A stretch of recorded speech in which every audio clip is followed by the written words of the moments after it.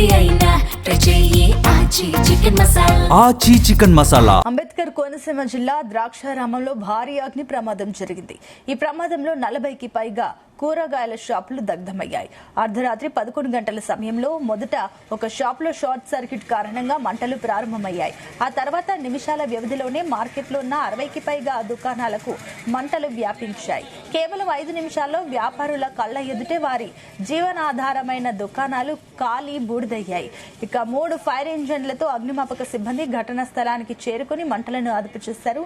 మంత్రి వాసంశెట్టి సుభాష్ అధికారులు ఘటనా స్థలానికి చేరుకుని పరిస్థితిని సమీక్షించారు.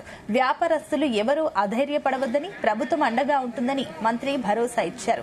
ఆస్తి నష్టం అంచనా అనంతరం ప్రభుత్వంతో పాటు స్వచ్ఛంద సంస్థలు సంప్రదించి అంతేకాకుండా తన వ్యక్తిగతంగానూ బాధితులను ఆదుకుంటామని మంత్రి సుభాష్ హామీ ఇచ్చారు.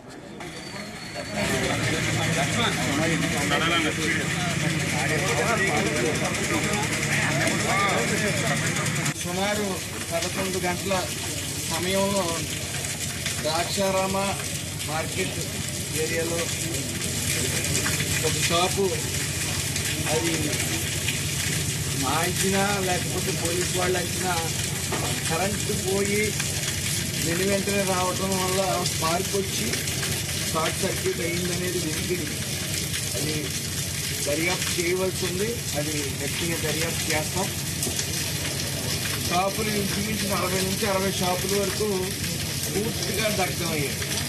అయితే పోలీస్ శాఖ వారు వెంటనే అలాగే ఫైర్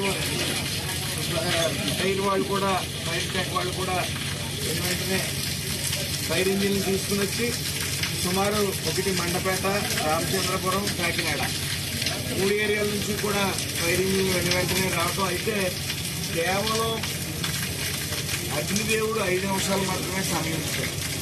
5 నిమిషాల్లో సర్వం మొత్తం ఎన్ని షాపులు అయితే ఉన్నాయో అన్ని షాపులు కూడా దగ్ధం అవడం జరిగింది.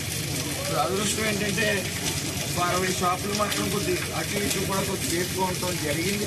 అయితే ఇంకా అదృష్టం ఇంకా ప్రాణ నష్టం అనేది జరగలేదు. అన్ని విధాలుగా ఈ ప్రభుత్వం నష్టపోయిన వాళ్ళని అన్ని విధాలుగా ఆదుకుంటుందని మాత్రం తెలియజేస్తా ఉన్నాను. సుమారు 11 గంటల